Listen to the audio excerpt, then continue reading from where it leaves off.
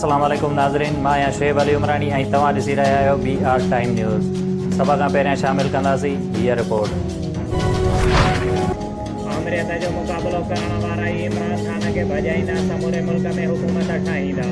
कारकुन तयारी करे वठनि बिलावल भुट्टो जो डेरा गाज़ी खान में जलसे खे ख़िताब। हुन चयो त हीउ कहिड़ो नओं पाकिस्तान असां ते मरियो वियो आहे। हीउ सिलेक्टेड कहिड़े क़िस्म जो अज़ाब खणी आयो आहे। तारीख़ी सतह ते बेरोज़गारी ऐं महांगाई आहे। इमरान ख़ान ग़रीबनि जे खीसे ते भाड़ो आयो आहे।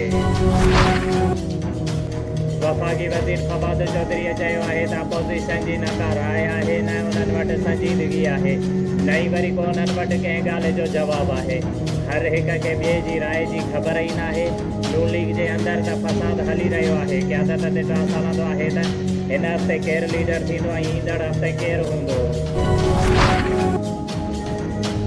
भेरिया रोड मोहम्मद इस्माइल बिरोहीअ जी ज़रई ज़मीन ते जलाल राजपर साहब राजपर ऐं नामालूम माण्हुनि पारां कब्ज़ो करे मोर्चा बंदी ख़िलाफ़ बिरोही बिरादरीअ पारां हिकु अहम गॾिजाणी थी गुज़री, जंहिंखां पोइ बिरोही बिरादरीअ जे माण्हुनि कब्ज़ा माफ़िया ख़िलाफ़ सख़्तु एहतजाज कयो वियो ऐं उन्हनि कानून नाफ़िज़ करण वारनि इदारनि खे पिणु कब्ज़ा माफ़िया जे ख़िलाफ़ एक्शन खणण जो मुतालिबो कयो, जंहिंमें बिरोही बिरादरीअ जे मुइज़ चयो त असां हिकु अमन पसंदि क़ौम आहियूं ऐं असां हिन मसइले खे क़ानूनी तरीक़े सां कार्रवाई कंदासीं।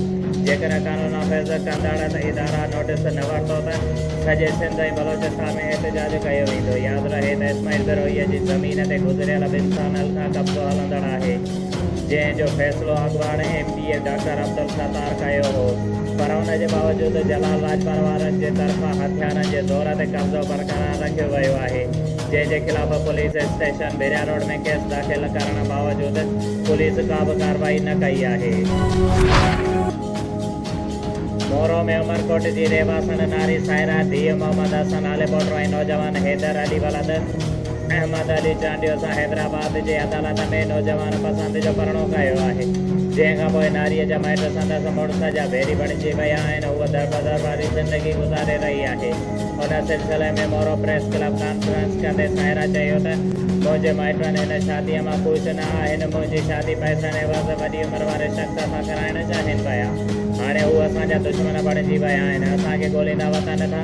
मूं ते ऐं मुंहिंजे मुड़ुस ते हुनजे माइटनि ते पूरा केस दाख़िल करे उन्हनि खे परेशान करे रहिया आहिनि। हुन चयो त मां हैदर अली चांडियो सां रज़ा ख़ुशीअ सां शादी कई आहे। असांखे पंहिंजी ज़िंदगी गुज़ारण जो हक़ु आहे। असांजी ज़िंदगियुनि खे ख़तरो आहे। उन्हनि सिंध हाई कोर्ट जे चीफ जस्टिस वज़ीर आला सिंध IG सिंध पुलिस खां मुतालबो कयो आहे त असांखे क़ानूनी तहफ़्फ़ुज़ फ़राहम कयो वञे, जीअं असांजी ज़िंदगियूं बचायूं वञनि।